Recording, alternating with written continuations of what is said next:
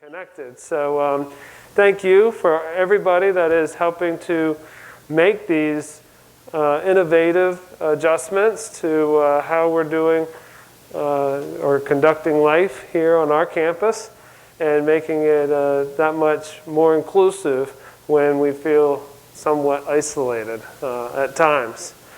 We wanted to give you a little bit of an update on what's going on here on campus, but I've also asked a couple of phone friends to join me, and Jerry Joe is here. We're going to be talking about Active Aging Week and the 8 dimensions of wellness. So we'll be talking about that, and then due to the frequency that the emergency call comes up, either through the healthcare committee meeting, health services committee meeting, or in these chats, Marilyn and I are going to have a little bit more of a discussion about that with you on the back end of Active Aging Week.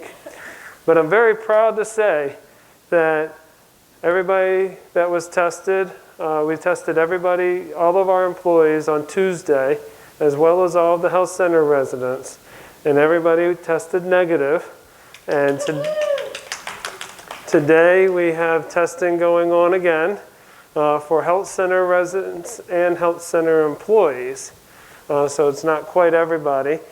But if we get all negatives again today, then next week we can start general visitations again for the health center and assisted living. General visitations have been continuing in independent living, even knowing we had those positive exposures in the health center and assisted living. And I'll tell you, I don't know if you've talked to many people that participated in those visitations, but they went really well. They were so happy to be able to spend time, talk with their loved ones. I heard from many people that they felt that the 20 minutes was the perfect amount of time.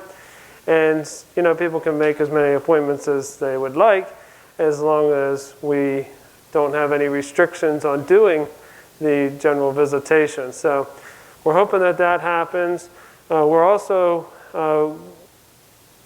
diligently watching, you know, the positivity rate in St. Johns County, because once we get down below 5% in St. Johns County, then we don't have to test the health center as frequently.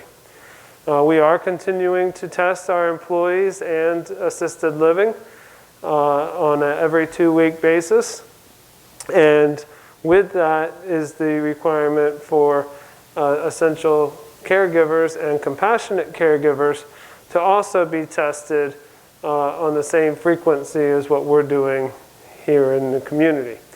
The one thing that people may not realize is that essential caregivers and compassionate caregivers are still able to visit, even with the restrictions on general visitation. So those people have continued to be able to visit because they have an essential function and helping out with the well-being of the people in the health center and assisted living. I realize that this is very complicated. There's a lot of moving parts that are always going on, but we're well into our stride with this, and we feel as if we're able to make the adjustments pretty easily as things are coming about. So, has anybody participated in Active Aging Week in the past? Have we had a promotion of Active Aging Week in the past? Exactly. You guys are constantly active. We're an active community, so it's really good. And can I? Do I have the mic? Yeah, you're good, Okay. and we can. So October 5th through 11th is Active Aging Week, and I wanted Jerry Joe to come to be able to help share with you the things that we're planning on doing during that week. But before we got too far into that, I thought that we might have a little dialogue over the 8 dimensions of wellness. Okay. Are you all familiar with the 8 dimensions of wellness? This is on our My W Life. Do you think that we can come up with all 8 of them? What's the first one? Or a first one? Exercise or physical. Physical is a physical dimension of wellness. That's taking care of our bodies and our health. Yep. All of that is a part of the physical. What's another one? Spiritual. Spiritual is definitely another one. Participating in activities that are in line with our beliefs, is definitely important to be doing. Social. Absolutely. Enjoying being with others. Maintaining healthy relationships. What else? Mental or intellectual. Yes, continuing to gain knowledge. Expanding our knowledge and learning new things. Always want to continue to learn new things, don't we? Sleep. That probably falls into the physical. You're focusing real good on the physical part. Rosemary's got it.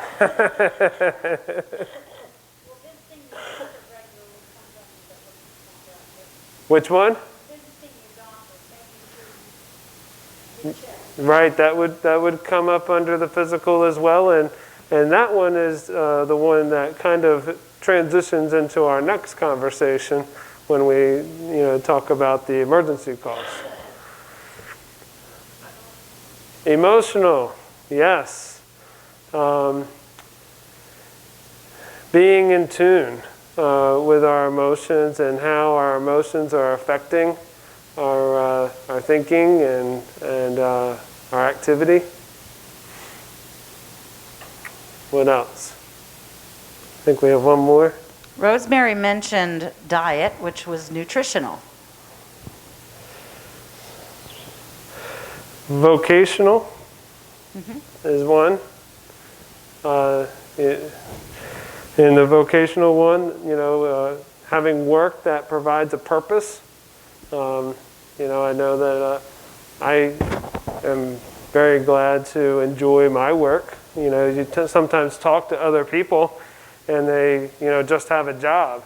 And I try to tell my children, that how much more rewarding it is and fulfilling it is to actually have work that you enjoy and you really can get into. A lot of times, volunteering can give us that same purpose by what we're involved in and how we're, feeling good about what we're doing. And did we include financial as well? I don't know of financial. Okay. So those are the 8 dimensions of wellness. And this is where I'm going to segue over to Jerry Joe. But as we proceed with Active Aging Week this year and in the coming years, we're going to continue to try to focus on the 8 dimensions of wellness as much as possible. Absolutely. Well, hi, everybody. So this is just a little history, and this doesn't roll off my head, so I had to write it down. So Active Aging Week was initiated in 2003 by the International Council on Active Aging.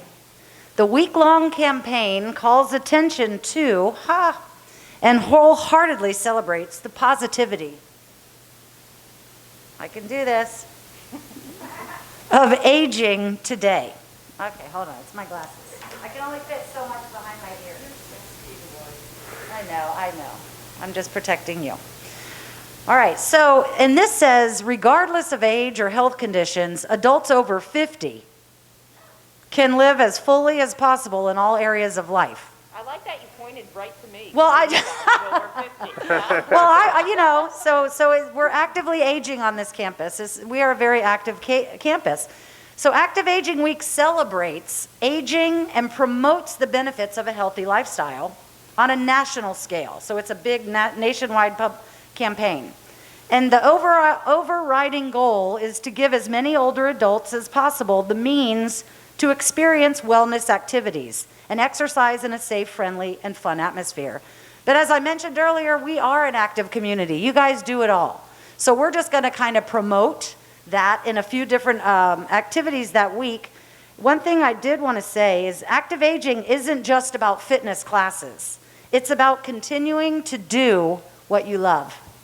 Celebrating aging and the benefits of active living at any age, Active Aging Week showcases the capabilities of older adults as fully participating members of society. Here's what we're going to offer the week of October 5th through the 11th. Jennifer and I are putting active aging slides. We're going to educate you with different active aging slides on Touchdown.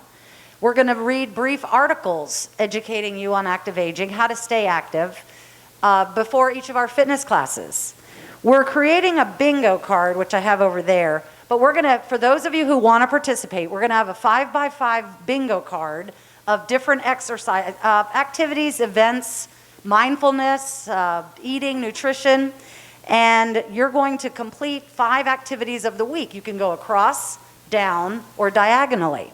And then you're going to turn it in, and we'll put everybody's name who turned in a completed bingo card into a raffle, and we're going to have up to 5 prizes, five winners.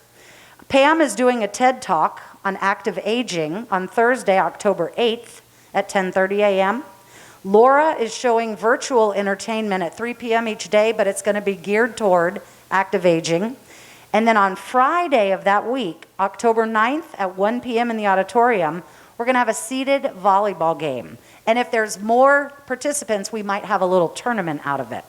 So we're going to keep you active and aging healthy, and that's what Active Aging Week is going to look like this year. Next year, it'll be bigger and better. Any questions? So it's in the Chimes. I wrote an article in the Chimes as to how you'll get the bingo card. You'll just call the fitness center. We'll either mail it to you or you can come by and pick it up. But we hope you participate. Thank you. You're welcome. Jerry Joe has been really helping to spearhead what we're talking about right now. I think that a lot of communities think that it's only fitness related, and they're going to be focusing a lot on fitness things. But we're going to really be trying to grow this on an annual basis so that we're emphasizing all the dimensions of wellness as on our campus. While we have Jerry Joe here, and also with everything that we've been dealing with, you know there's been a lot more stuff that's been on My W Life or 266. And there's a lot of intellectual stuff there. And some people, they may even think, well, I'm not tech savvy. And maybe this week, that week, October 5th through 11th, might be a week to try getting on My W Life, seeing the different things that are there, if that's something that you don't normally do, and see all of the offerings that have been put on there, because we've really expanded that during this pandemic. And would you want to guess what is the most popular thing that we have on My W Life? Dining menus? Maybe.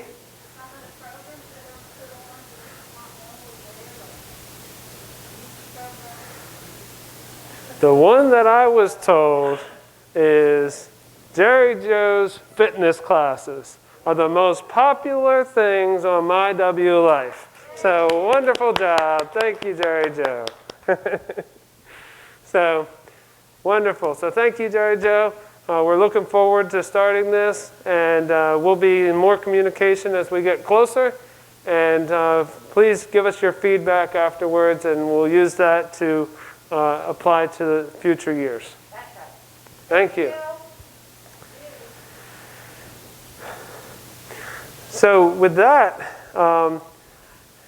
if we think about our wellness, you know, past what we deal with on a daily basis, our chronic illnesses and the different things that may occupy our time. A lot of times we talk about, not right now, but in the past we probably talk about how frequently we go to the doctors, and we still want you to be going to the doctors. In fact, that's one of the things that we want to promote. We've had a period of time now where we have not been out and about. We've been discouraged, to go to the doctors, maybe only go to essential doctor's visits. And we are, wanting to promote that we take care of ourselves. Medicare, pays for annual physicals. A lot of the HMOs that are out there also promote preventative wellness, keeping ourselves well, and preventative procedures and evaluations. And so if you have not been back to the doctor since all of this, we would want to encourage you to do so. But if we think about past that, and think about all these other aspects of wellness and how they can have a positive effect on us, that can also have an overarching influence on our overall wellness. So please keep in mind more than just the diagnosis or the chronic illness that we deal with, and do everything that we can to be out, be exercising. Walking is one of the healthiest things that you can be doing. There's studies out there now that I guess they've trained doctors to be able to look at how your walk is, how your gait is, and there's indications that they can get from that. And then drinking a lot of water, taking care of ourselves, eating right, as was mentioned earlier, and being with one another. We all realize that our emotions can have an effect on our wellness as well. So if we are feeling down or depressed, we want to maybe get back into the things that uplift us and help us out, and encourage us, and we feel good about ourselves again. So all of this is important to us, and it all can have an effect or a relation to how frequently someone might have to call for an emergency. And with all the conversation that we've been having about the emergency calls and the adjustment and how we're administering that during the pandemic and how we plan to continue to do this in the future, I thought that it might be wise to look and see how many emergency calls we have, how many people end up going to the hospital. Do y'all want to take a guess on a monthly basis?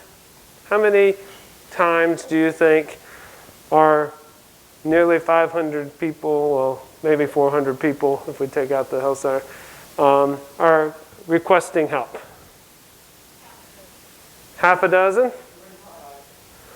You're closer. Yeah, right around 20, 25, sometimes, less than 20. But that's less than one a day, for all the people that are living on our campus.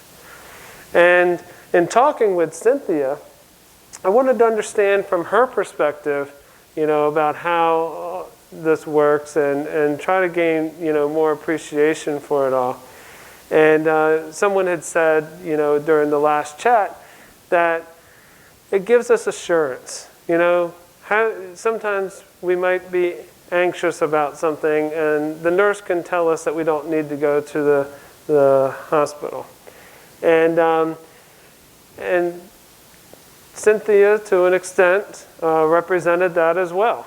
That sometimes, that really it is, an assurance thing. That that you have this, you've had someone look at you, and maybe you can feel good about not going to the hospital. But it's never going to be our position to be advising you not to go to the hospital. If there's something going on, and with our limited resources that we have, we cannot tell if you should or should not go to the hospital. We would always err on the side of caution, and we would always encourage you to be checked out. Now, more times than not, people refuse to go to the hospital. And we still would hope that they would go to their doctor and get checked out, even if they choose not to go to the hospital. But in looking at a couple of months, we've never had more than single digits go to the hospital based on those emergency calls. So it's a small fraction of people that are maybe having medical emergencies that are utilizing the emergency call. And if we think about the practice of before, where we're pulling a nurse from assisted living, and what do we have? One nurse for all of assisted living, all 3 buildings, one nurse. But you've got, med techs or CNAs there working with them as well. But we're going to pull the one nurse to leave assisted living to go see if it's a medical emergency or not, and then encourage the person to be checked out, be at the hospital or a doctor afterwards. Something that not necessarily a nurse is required to do. We could all do that. We're all going to be advocating for your safety and being checked out. So we're working on ways in which we can be more proactive. Focusing on the 8 dimensions of wellness is a proactive way to stay healthy and not need these services. Our organization is also looking at ways in which we can enhance our medical services on campus so that we can also be more proactive, more convenient, more whatever it might be, and help keep everybody healthier. I'm not sure that every CCRC promotes the different dimensions of wellness. The last one I came from, we did as well. But that seemed to be kind of a new concept. And we want to get away from the reactionary approach. We're always going to be here for you, regardless of what's going on. But how we do it may change over time based on innovation and new knowledge.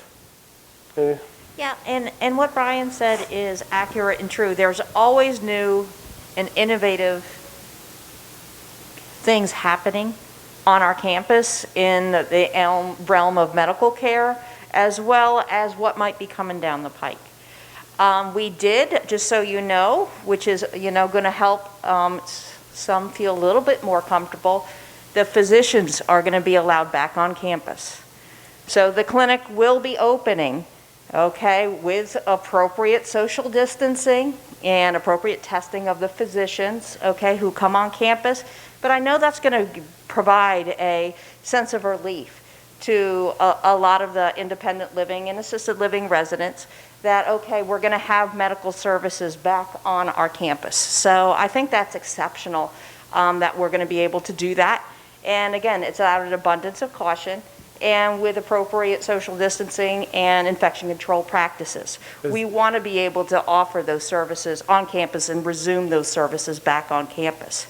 We already have the podiatrists and audiologists coming back, but all providers will be coming back as soon as next week.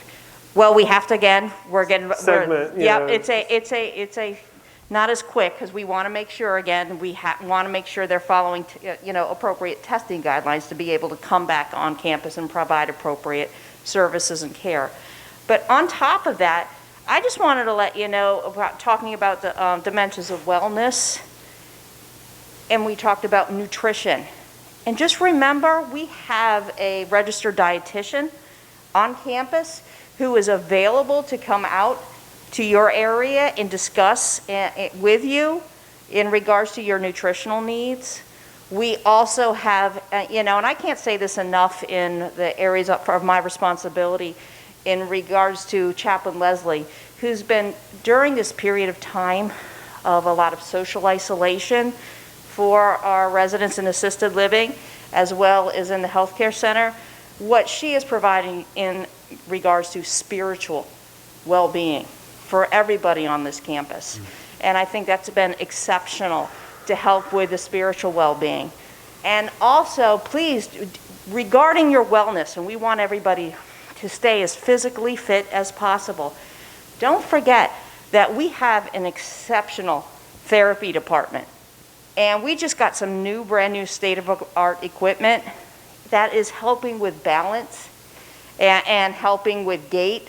So please, that's a big, huge part of wellness, is knowing that we have these services on campus, okay, and utilizing these services on campus. We are doing outpatient therapy. They're doing a great job with outpatient therapy, our therapists are, to keep everybody as well as possible. And health resources is there. Cynthia can help as far as guiding if you do need assistance. So that is what they're there for. And Westminster Communities of Florida is always going to be innovative, and we are looking for good things down the road as far as innovation with our Health Resource Center. It's just, right down now during the pandemic time, things are a little slower to move forward, but we're getting there.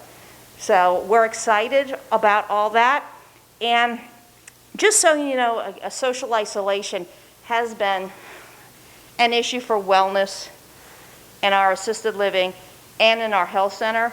And I want to let you know, opening up the doors to essential caregivers is in what we recently, although we, as far as regular visitation, what a miraculous difference it has made in those levels of care. So it's just such a joy to see that, and for everybody's wellness on campus. So I just wanted to share with you that, we are there for you. We're working. We're happy to have the providers coming back on campuses to provide you the services that you need.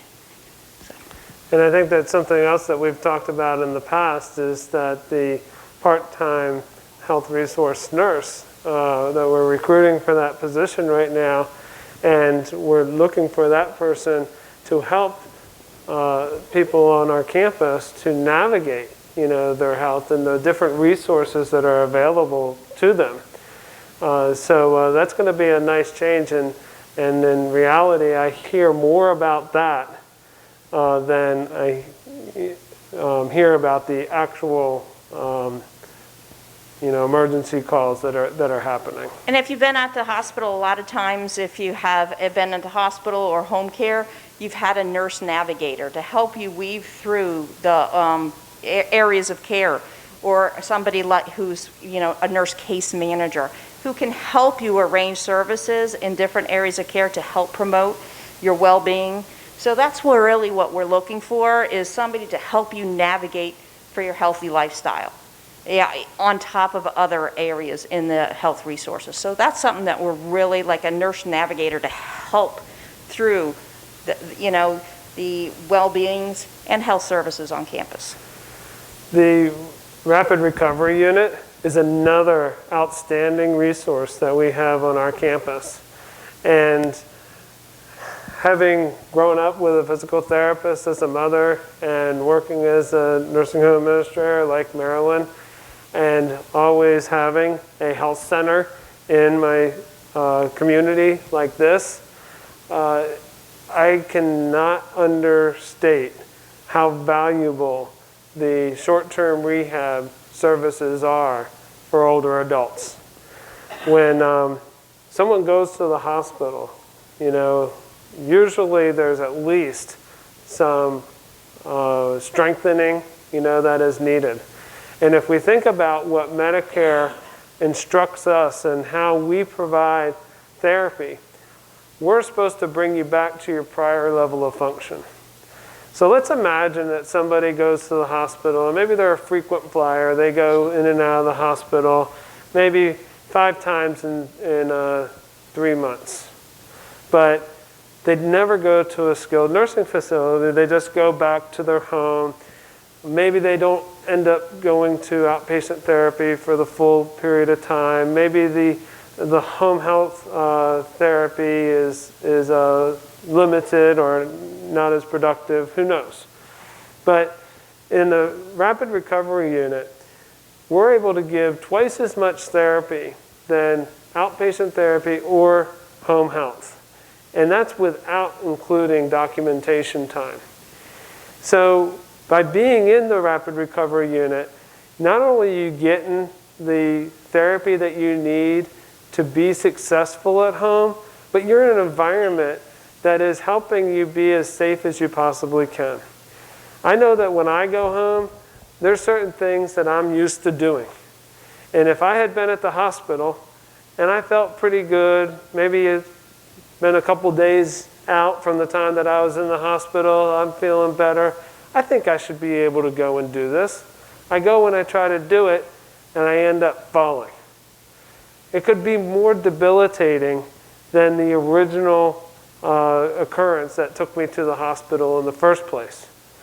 So when we're talking about taking care of ourselves, I know that we've all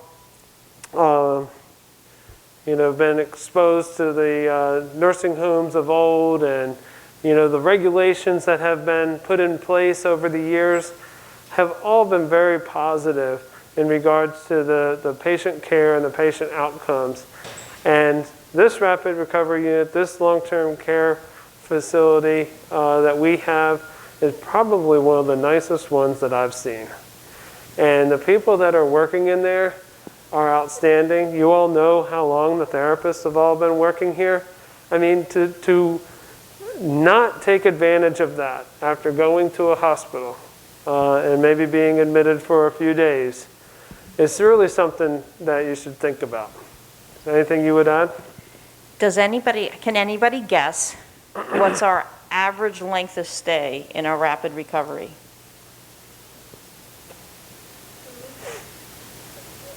In order to go back to your independent living? She said 2 weeks. 20 days. So 20 days, which is pretty good to get you from maybe having some 20 days. To have 20-day stay to get you back to your prior level of function is pretty good. Okay, I know some people would like 5 or 7, but really 20 days. Well, there actually are people that who can go early. That's an average. 5 or 7. So the average is actually imploded over maybe what we see most regularly, especially with these new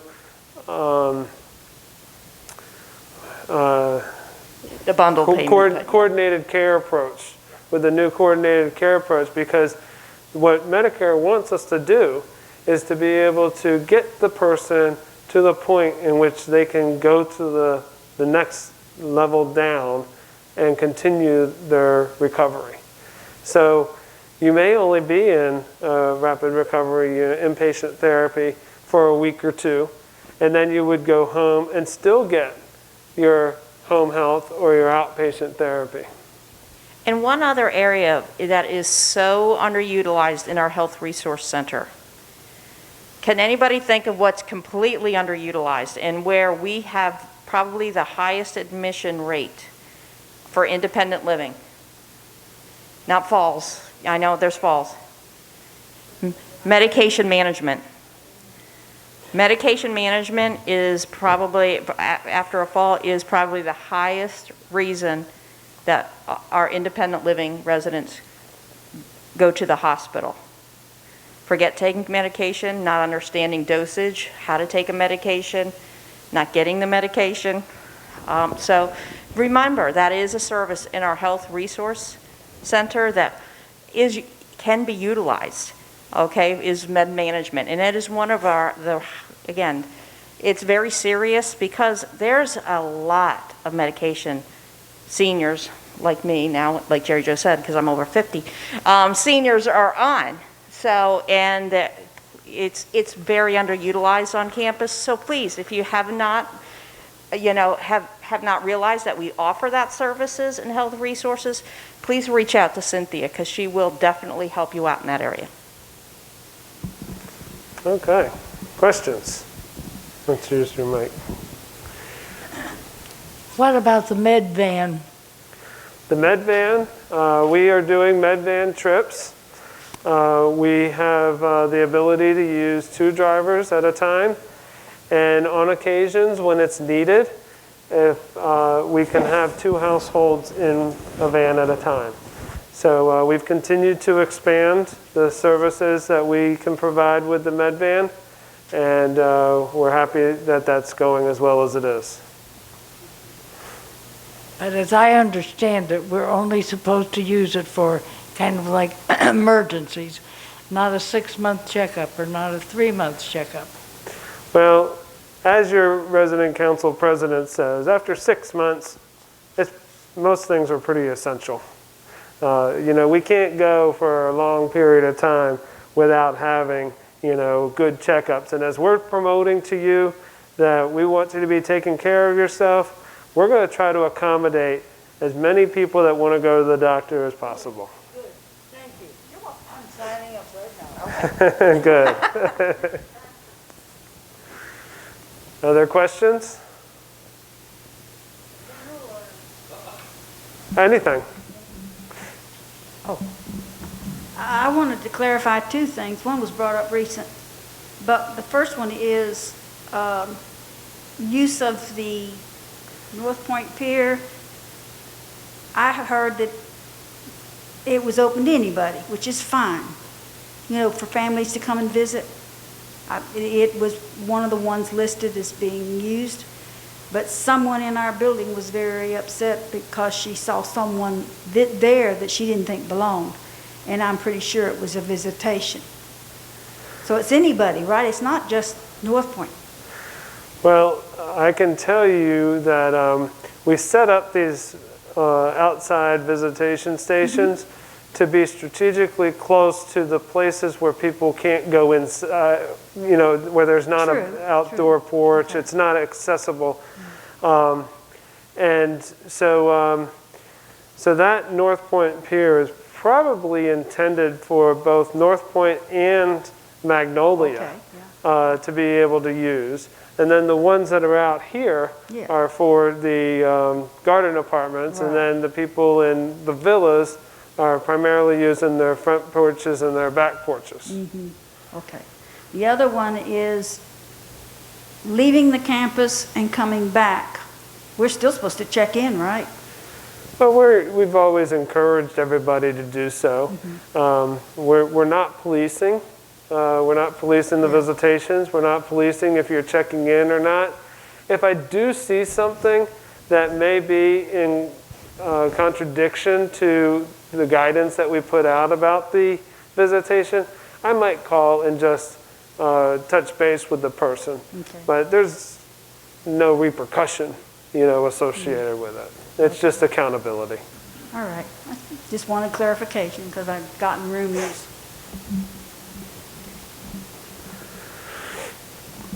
Yes, ma'am. I am using 2 of the services that they talked about, and I appreciate very much that. I have to go to dialysis 3 times a week, and the med bus has just been a lifesaver for me with that. And I also take advantage of the medication that Cynthia does, and emotionally that's been very freeing, not only for me but for my family, who would have to see, well, is she about out of this medication? Do we need to order now? Do we need to get a refill? So I appreciate both of those services very much. Thank you very much, and thank you for using them. I remember one of the health fairs that I put on in one of my communities, and I was fairly new at the time, and I was still meeting people just like I'm meeting people here on our campus. And I met this one woman that was at the med dispenser table. And she told me her own testimony that she got a med dispenser for her husband. But it was such a relief to her to not have to worry about his medications that she got one for herself too. So medication's important.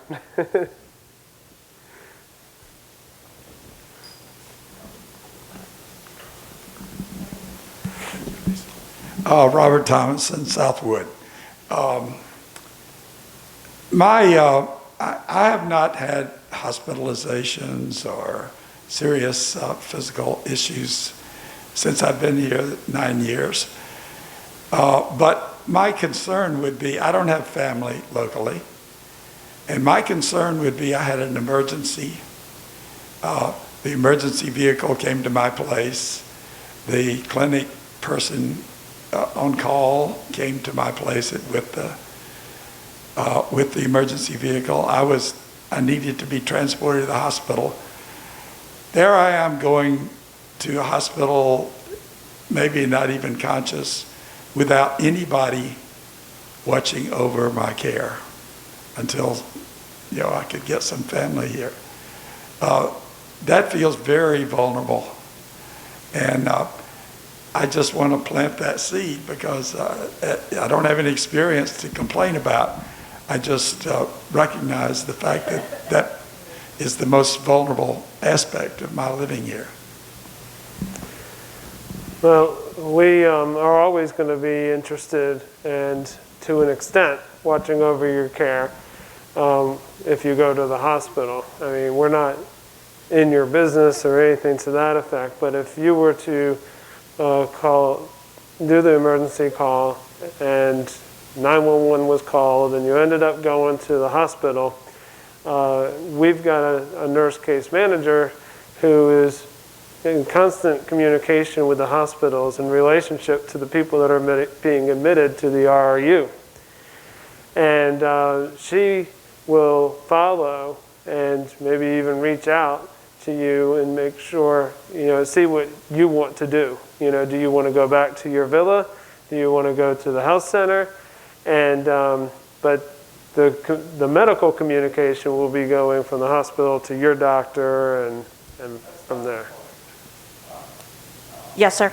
You understand my point is the immediate. And usually, even when because I've been here a while, even when the assisted living nurse would go out, the assisted living, let's say, nurse would go out, and they would make a determination, if the resident wanted to go out 911. Sometimes yes, sometimes no.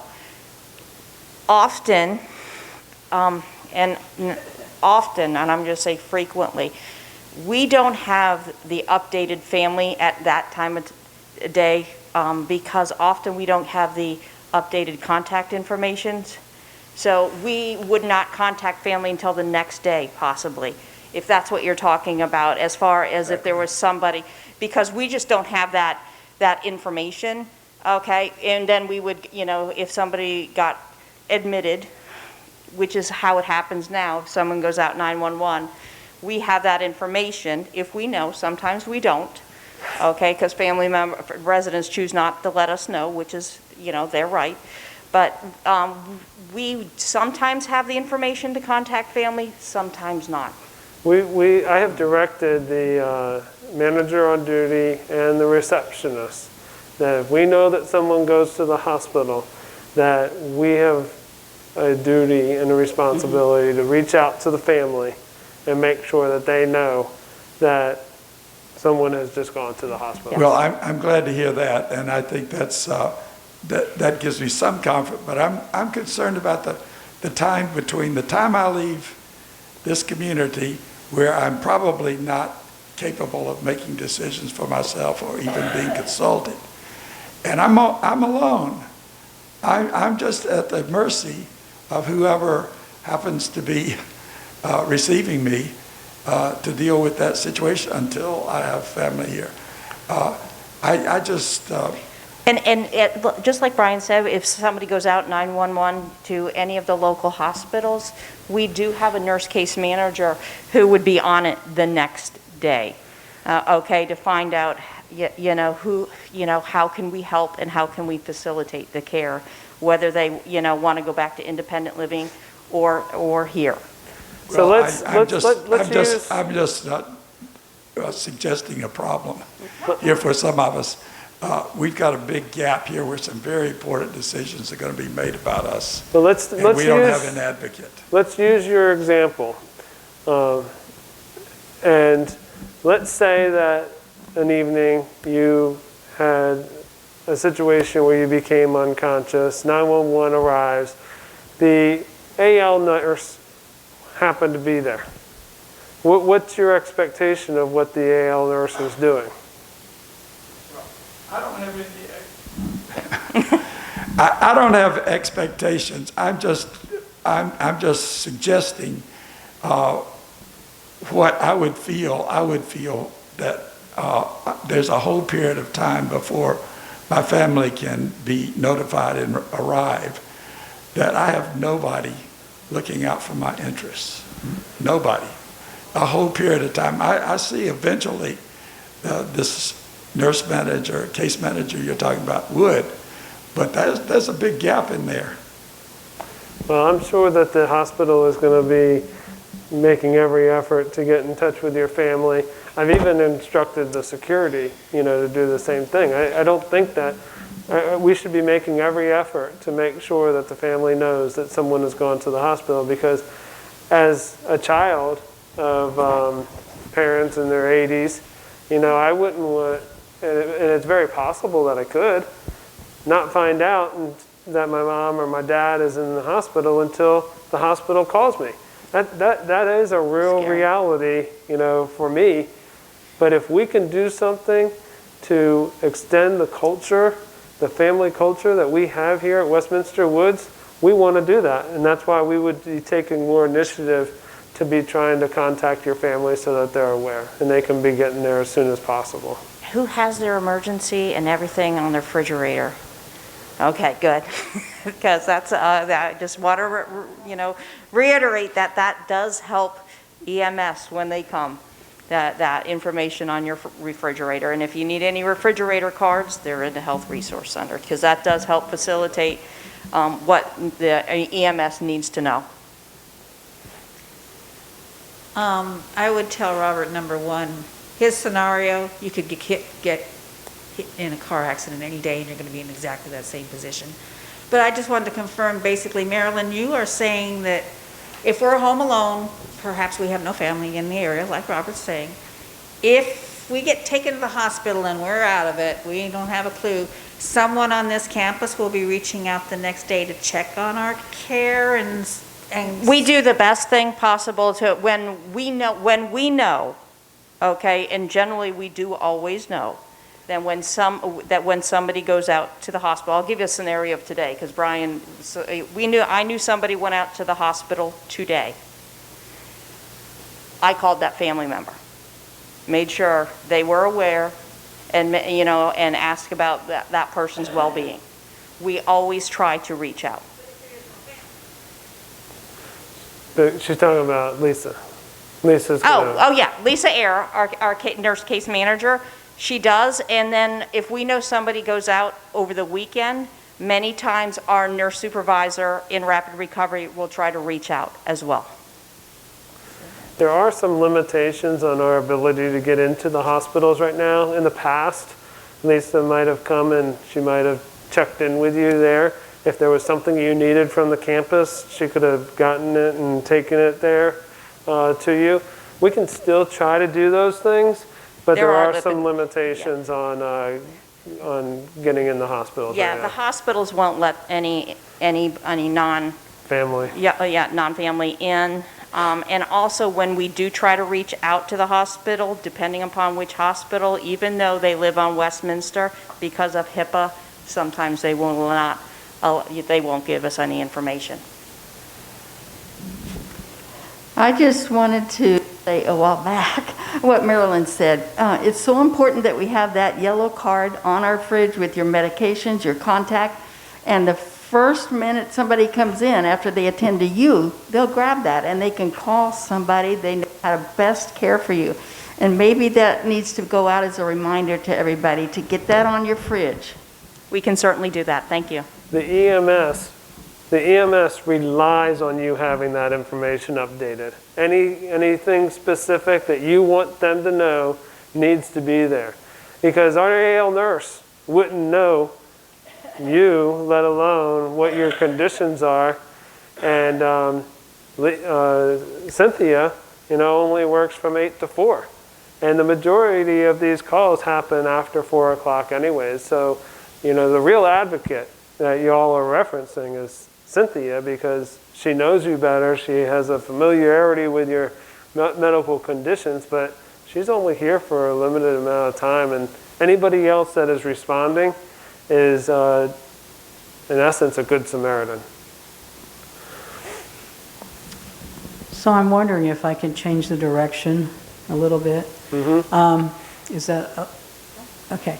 So I guess I wasn't fully aware when I signed up to be at Westminster, the restrictions that are involved when a mass pandemic come in place. But is it true that independent living people, say in the villas, are subject to the same guidelines as assisted living and nursing skills?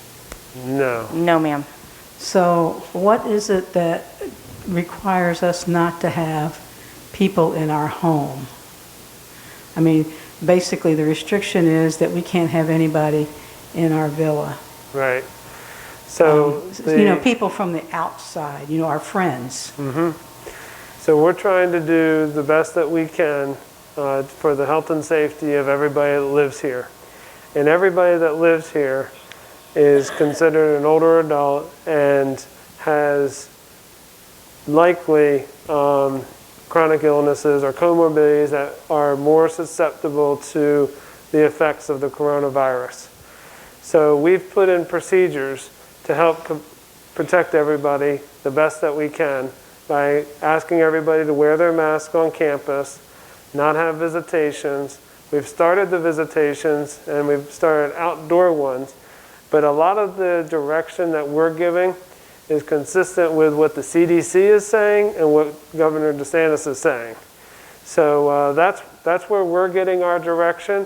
The Agency for Healthcare Administration is the governing body that regulates the health center and the assisted living, and they can have additional restrictions in addition to what the state and the CDC are saying. So the restriction that keeps us from having our friends over our house, if we are independent living, is just something that Westminster came up with? Right. And it's based on the guidance from the CDC, federal and state. Okay. And can you share with me the rationale? It's really to minimize exposure, risk, and safety. Yes. But there's very little reason. Like now, I'm just forced to go to my friend's house.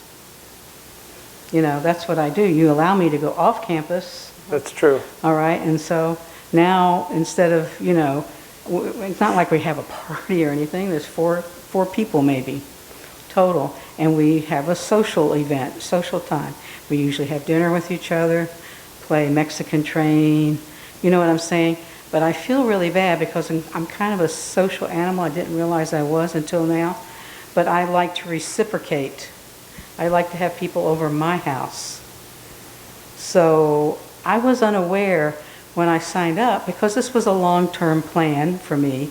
I'm perfectly capable of taking care of myself right now, but realizing that later on I'll need these services. I guess what I need to say, because it is what it is, and I'm learning that Westminster pretty much says this is the way it's going to be, and we're going to all follow the same rules. That's what I get out of this. And so it would probably behoove people who are signing up like we did for independent living to let them be aware of that there might be further restrictions down the line. Yes. Okay. Yeah, I appreciate what you're saying.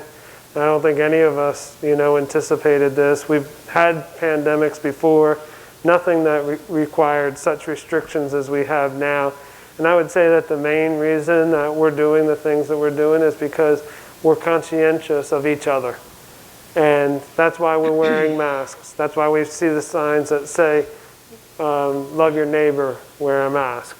We're all, and I am so proud of everybody that lives and works here on how they have conducted themselves.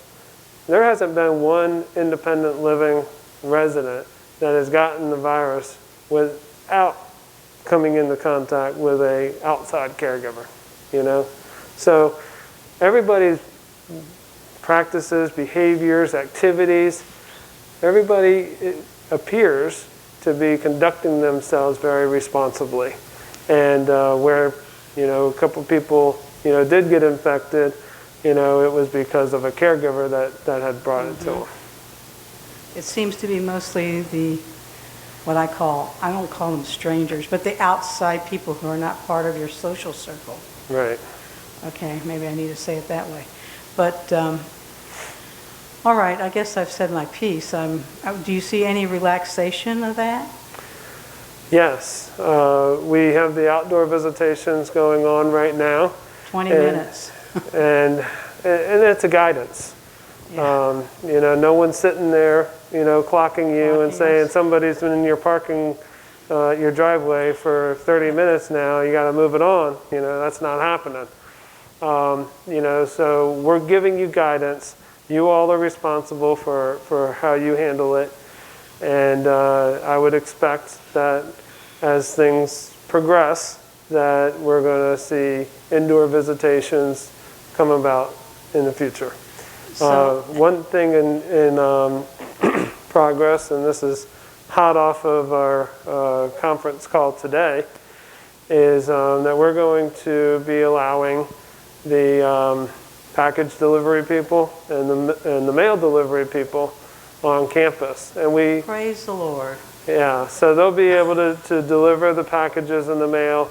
There's a little bit of something that we got to work out with the mail carrier, but I don't think that we're going to have any problem with the package people being screened and wearing masks to come onto the campus. And hopefully we're going to be able to work out something where the mail delivery person can do so too. So it feels to me like almost every week we're having relaxation of restrictions. It is, it's just the implementation is sometimes, everything takes a little bit of time. Well, I only have limited time in my life, as we all do. And so I'm spending a lot of my limited time staying put. And that's not like me either, so. Thanks for joining us today.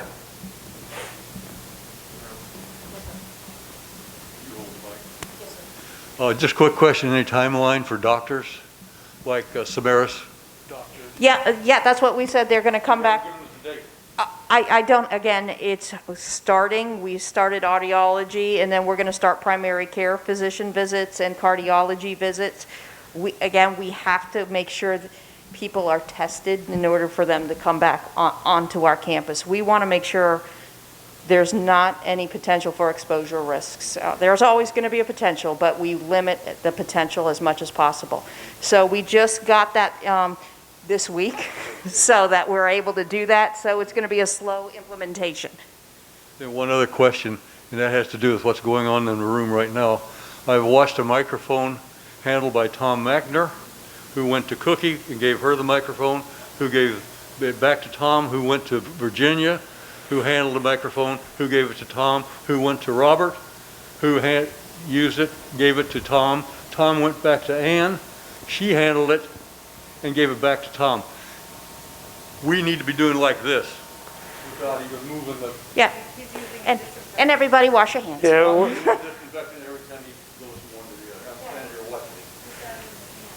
Well, part of the reason why we are relaxing the procedures on the mail carriers and the... that has nothing to do with my comment here right now, the mail carriers.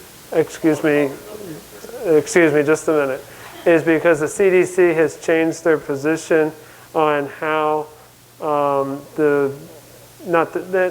necessarily changed, but they have updated their position that the virus is transmitted respiratory-wise, not through the contact of different things. That's a very low risk to get the virus by doing that. But we are trying to take responsibility in holding the mic or disinfecting the mic when we use it.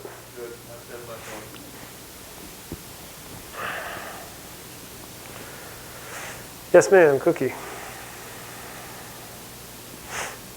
Hold it, don't matter. I, for one, want to let you guys know that I appreciate the efforts you've made. I don't mind. I live in North Point, so if someone had visitors coming in to visit them, I might run into them going out and them coming in, and it might be multiple visitors. So I appreciate the restrictions myself. That's just me. But I also wanted to thank you for bringing up the yellow card on our refrigerators, because I think I need to go home and pull mine down and update it. But I also wanted to suggest that maybe we attach a copy of our Medicare card and our secondary. Because if I go to the hospital unconscious, they don't know where my cards are at. Yep. And it's a good idea, since everybody's Medicare number is probably changed, to update your card with your correct Medicare number. Mine has, yes. But thank you guys for everything you're doing. I appreciate it. All right. Happy to do so. Thank you.